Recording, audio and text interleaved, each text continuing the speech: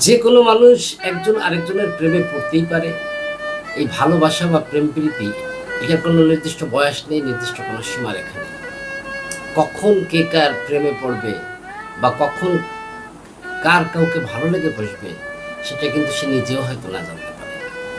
এর ভালো লাগার কয়েকটা পর্যায়ে যদি বলা হয়, যেমন শরীরের আকর্ষণ, ছেলে হোক মেয়ে হোক, একটা বয়সে পৌঁছলে শারীরিক কিছু পরিবর্তন হয় এবং সেই পরিবর্তনের সাথে সাথে মনেরও কিছুটা পরিবর্তন হয় এবং এই শারীরিক একটা চাহিদা কিন্তু কাজ করে।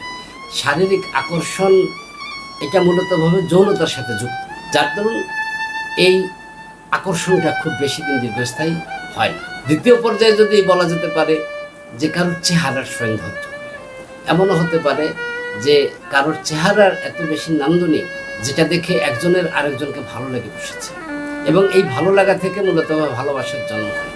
এই ক্ষেত্রে সম্পর্কের যে স্থায়িত্ব সেটা কিন্তু ওই শারীরিক সম্পর্কের থেকে খানিকটা বেশি, তবে এটাও কিন্তু খুব বেশি দিন স্থায়ীভাবে থাকে না। পরবর্তীতে ভালো লাগা, শারীরিক বা সৌন্দর্য সব মিলিয়ে একটা ভালো লাগা কাজ করতে পারে। এই ভালো লাগা থেকে মূলতভাবে একটা ভালোবাসার জন্ম হয়। একজনের সাথে মিশতে মিশতে মিশতে মিশতে তার চেহারা অতটা ভালো না, উজ্জ্বলতা নেই বা ভালো কথা বলতে পারে না, কিন্তু তারপরেও একটা সময় মিশতে মিশতে মিশতে মিশতে একটা বন্ধুত্বপূর্ণ সম্পর্ক হয়। সেই সম্পর্কের পরে গিয়ে একটা ভালো লাগা কাজ করে। এই ভালো লাগা থেকে একটা ভালোবাসার জন্ম নেয়, দুজন দুজনকে আপন করে পেতে চায়।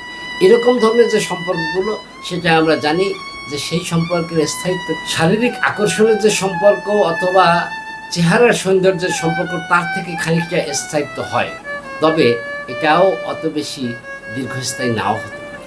পরবর্তীতে যেটা বলা যায় সেটা হলো যোগ্যতা। যদি কেউ কারোর যোগ্যতা দেখে ভালো লাগে তাহলে এই ভালো লাগাটা দীর্ঘদিন স্থায়িত্ব হতে পারে, কারণ এটা কিন্তু শারীরিক সৌন্দর্য বা তার রূপ লাবণ্য দেখে কিন্তু তার ভালো লাগেনি, মূলতভাবে তার ভেতরকার যোগ্যতা হচ্ছে ভেতরকার বিষয়। এই ভেতরকার দিকটা দেখেই কিন্তু ভালো লেগেছে এবং তার থেকে যে ভালোবাসার জন্ম নেয় সেই ভালোবাসা মূলতভাবে দীর্ঘকাল পর্যন্ত স্থায়ী। এর পরবর্তীতে যেটা আসতে পারে সেটা হচ্ছে মনের মিল। যদি একজন আরেকজনের প্রতি আকৃষ্ট হয় এবং সেই আকৃষ্টতার ভেতর দিয়ে যদি একজন আরেকজনের প্রতি বিশ্বাস স্থাপন করতে পারে, এই বিশ্বাস থেকে যে সম্পর্কের সৃষ্টি হয় সেইটা কিন্তু মোটামুটিভাবে স্থায়ী হয়। যতদিন পর্যন্ত একজন আরেকজনের প্রতি বিশ্বাস ভঙ্গের অভিযোগ না আসবে ততদিন পর্যন্ত কিন্তু তাদের ভালোবাসা ক্রমে ক্রমে সুদৃঢ় হতে থাকে এবং এই ভালোবাসা কিন্তু দীর্ঘকাল পর্যন্ত চলতে থাকে।